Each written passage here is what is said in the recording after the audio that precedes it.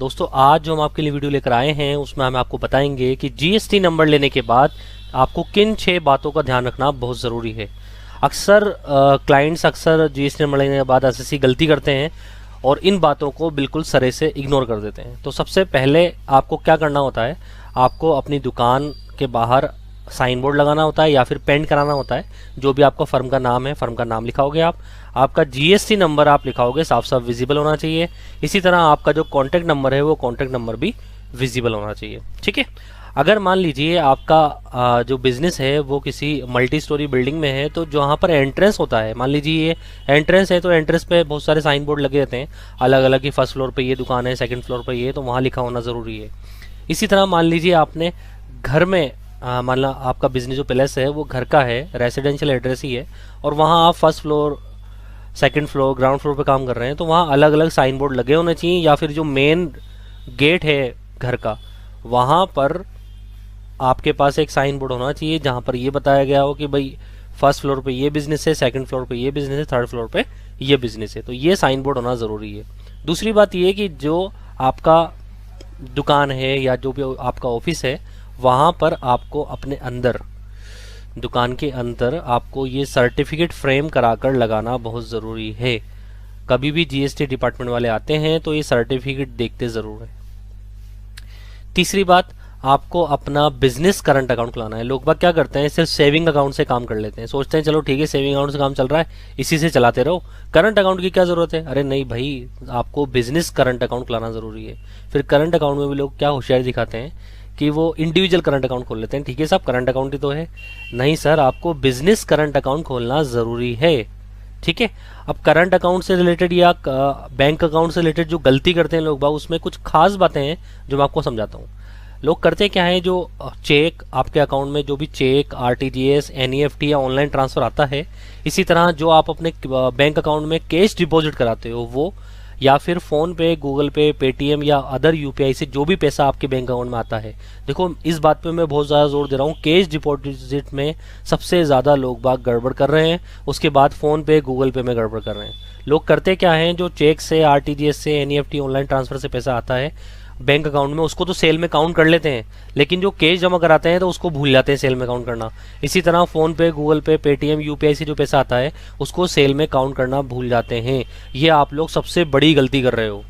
ठीक है। तो इस गलती को सुधारना है, मतलब ये आपको छुपाना नहीं है अपने सीए से, अपने सीए को ये सारी बातें आपको बतानी है कि साहब हमने कैश जमा कराया है तो क्या हमें सेल काटनी है, नहीं काटनी है। हमने फ़ोन पे, गूगल पे, पेटीएम, यूपीआई लिया है अपने बैंक अकाउंट में, क्या हमें सेल काटनी है, नहीं काटनी, इस बात की। ठीक है। तो ये आप लोग बहुत ज़्यादा गड़बड़ी कर रहे हो।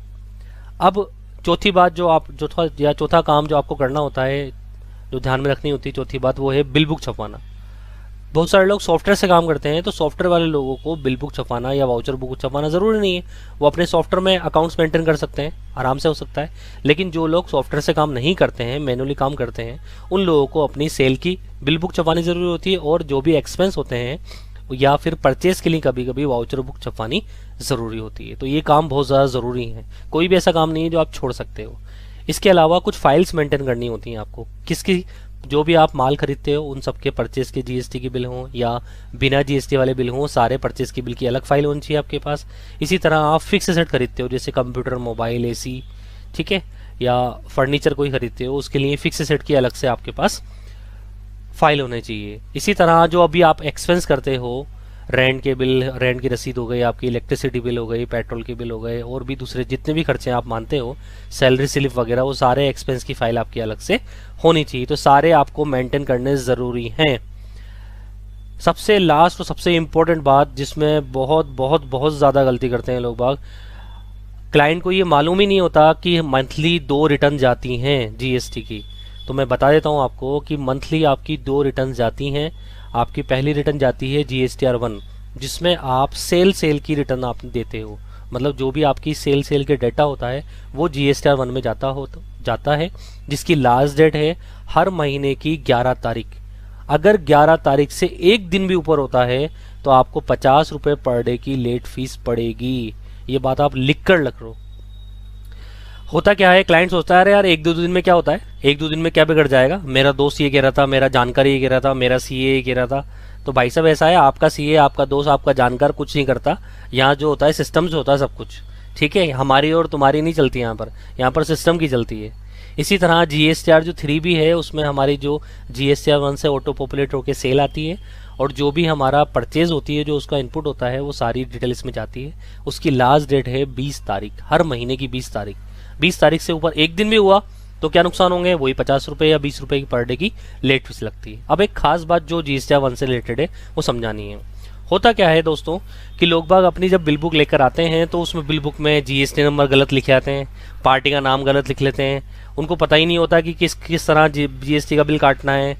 ठीक है, तो उस टाइम जब हम रिटर्न फाइल करते हैं, रिटर्न फाइल करने के बाद जब वो डेटा किसी और क्लाइंट के पास पहुंच जाता है या फिर गलत चढ़ जाता है, तो फिर क्लाइंट फिर हमें कहते हैं कि साहब वो हमारे सामने वाली पार्टी कह रही है कि आपने अपनी GST गलत भरी है। तो दोस्तों होता क्या है, समझने की चीज़ होती है थोड़ी सी कि क्लाइंट को भी थोड़ा सा स्मार्ट बनना पड़ता है। अब आपका CA ही स्मार्ट नहीं बनेगा, आपको भी स्मार्ट बनना पड़ेगा।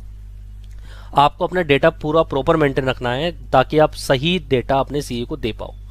ठीक है, तो ये वो 6 बातें थी जो आपको GST नंबर लेने के बाद बहुत बहुत बहुत ज़्यादा ज़रूरी है रखना ध्यान में। ठीक है, तो दोस्तों आपको ये वीडियो हमारी कैसी लगी मुझे कमेंट करके ज़रूर बताइए। अगर आपको कोई भी इन बातों से रिलेटेड कोई भी आपके मन में कोई क्वेरी है तो आप मुझे कमेंट करके ज़रूर बताइएगा। Thank you, thanks for watching.